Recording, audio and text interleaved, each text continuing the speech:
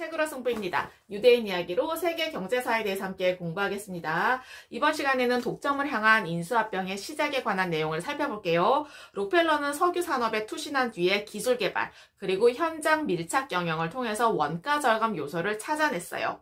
경비를 줄이면서 생산성을 올릴 수 있는 모든 요소를 찾아내서요, 경쟁력을 키운 거죠. 그러다 보니까 타사에 비해서 경쟁 우위를 확보한 뒤에 철도 운임 협상으로 절대적인 우위를 확보할 수가 있었어요. 그 뒤에 록펠러 형제는 차례로 동료 정유업자들을 설득하거나 협박을 해서 신디케이트를 조직했어요. 신디케이트는요, 몇 개의 기업들이 공동 판매소를 하나를 두고 판매하는 가장 고도화된 카르텔의 형태였어요. 경쟁력을 바탕으로 아예 경쟁을 회피하는 독점 전략을 사용한 것인데요. 당시 물류를 담당하는 핵심 수단인 철도를 장악하면서 경쟁자들을 압박해 들어갔어요. 록펠러는 스탠더드 오일을 통해서 시장 독점을 향한 자신의 꿈을 실천에 옮겼어요. 스탠더드 오일의 귀찮은 경쟁자들을 인수합병하거나 도태시키는 계획을 차근차근 진행했어요. 경쟁자들에게는 두 가지 선택을 제안했어요. 한 가지는 경영권을 자신에게 상납하고 주식을 배분하든가 아니면 독자적으로 하다가 파산하든가 둘 중에 한 가지였어요.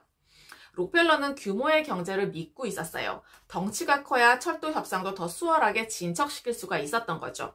이미 절대적인 우위를 누리고 있던 록펠러는 클리블랜드의 주요 은행 간부들에게 스탠더드 오일의 주식을 일정에 양도함으로써 쐐기를 박았어요. 독립을 지키려고 하는 정유사들이 고독한 싸움에서 버틸 재정적인 지원을 차단해버렸어요. 1871년 12월에서 1872년 3월, 그러니까 3, 4개월 정도의 일명 클리블랜드 대학살이라고 알려진 기업 인수합병 전쟁을 치렀어요. 뉴욕에서는 15개, 필라델피아에서는 12개, 피츠버그에서는 22개, 석유지대에 27개 정유사를 인수했어요.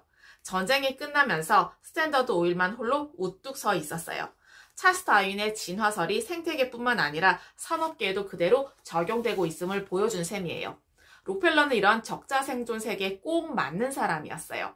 자본주의의 병폐 가운데 하나는 자본력이 커진 기업은 돈 되는 사업을 무엇이든지 집어삼키고 경쟁 상대를 더 커지기 전에 박살내는 것이에요. 록펠러도 마찬가지였어요. 유전과 정제시설을 아주 싼 값에 매입해서 막대한 이익을 남기는 식으로 재산을 모으는 금융 비즈니스로 석유 산업을 거의 송두리째 장악해서 석유 트러스트를 결성하게 되었습니다. 1861년 12월 미국의 석유는 영국, 프랑스, 독일, 스페인과 같은 유럽으로 수출되었어요. 원유에서 얻어진 등유가 등화용으로 우수하다는 것이 알려지면서 크게 환영을 받았고요. 그러다 보니까 등유 램프의 사용이 19세기 말에 전 세계에 크게 보급된 덕분이었어요. 그러면서 서부 펜실베니아 전역에 석유 시추공들이 설치되었어요. 공급 과잉이 되었고 생산 과잉으로 원유값이 뚝뚝뚝뚝 떨어졌어요. 생산 과잉을 해결할 수 있는 유일한 방법은 수출이었어요. 석유가 돈이 되면서 유럽과 러시아도 석유 사업에 뛰어들었어요. 1879년 러시아는 카스피해 부근에 바쿠 유전을 개발해서 1888년에는 석유 생산이 미국을 앞질렀어요. 스웨덴의 발명가 노벨의 두 아들이 이권을 획득하고 있었어요. 그렇지만 자금 조달 문제에 직면한 노벨 형제들은요, 프랑스 로스차일드 은행을 이 사업에 끌어들여서 러시아산 원유를 판매하기 시작했어요. 그러면서 얼마 후에 록펠러의 독점을 위협하게 되었죠. 이때 노벨 형제와 로스차일드 은행은 록펠러의 스탠더드 오일과 타협을 해서 유럽 시장을 양자가 분할하기로 잠정적 합의를 보았습니다. 1890년대에는 인도네시아의 석유를 개발하기 위해서 네덜란드의 로얄 더치란 회사가 설립되었어요. 세계 석유 시장을 놓고 스탠더드 오일과 경쟁하는 과정에서 쉘과 로얄 더치는 세계적인 규모의 거대 석유 회사로 성장할 수가 있었습니다. 석유 부산물로 얻어지는 가솔린과 중유는 용도가 적어서 처음엔 귀찮은 존재였어요. 그러다가 1886년에 칼 벤츠라는 사람이 휘발유 자동차를 보급하기 시작하면서 가솔린의 가치가 치솟았고요. 가솔린과 등유의 위치가 바뀌어 버렸어요.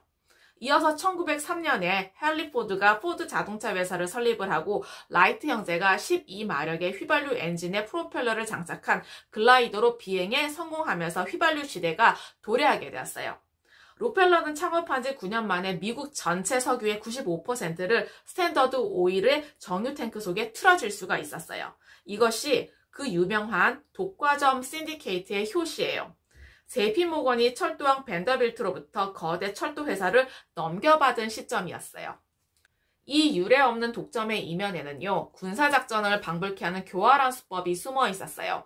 스탠더드 오일의 독점에 대항하기 위해 지역의 여러 석유업자들이 모여서 다른 회사로 힘을 모아주자고 했는데요. 알고 보니까 그 회사는 스탠더드 오일의 자회사더라는 이야기가 있어요. 미국에서 1800년대 후반까지는 석유를 주로 값비싼 포도주통에 넣어서 운반을 했는데 석유가 새어서 증발하는 일이 간혹 일어났어요. 그러다 보니까 밀폐된 철제 탱크를 처음 개발한 곳이 바로 록펠러의 유니언 탱커카라는 회사였어요. 이 회사로 인해서 기존의 나무통으로 운반하던 다른 운송업체들을 모두 망해버렸어요. 록펠러에게는 독점에 대한 나름대로의 철학이 있었어요. 스탠더드 오일이 단단한 독점 체제를 유지하는 동안에 등유 가격은 80% 이상 인하되었고 품질 혁신이 되었고요. 현대 기업의 모델이 되었을 정도로 산업이 비약적으로 발전할 수가 있었습니다. 록펠러의 독점에 대한 꿈은 석유 산업으로 끝나지 않았어요. 스탠더드 오일은 다른 회사의 주식을 지배하는 지주회사로 개편하면서 은행과 선박, 철강과 석탄의 사업 범위를 확대해 나갔어요. 사업이 확대됨에 따라서 철광산과 산림을 지배하기 위해서 제조와 운송업 등의 수십 개의 회사를 거느렸어요. 그의 재산은요, 20억 달러에 이를 정도가 되었다고 합니다. 어떠셨나요? 과거의 지혜와 지식을 통해서 현재와 미래의 삶이 좀 더 의미 있고 풍성해지시길 기원합니다. 감사합니다.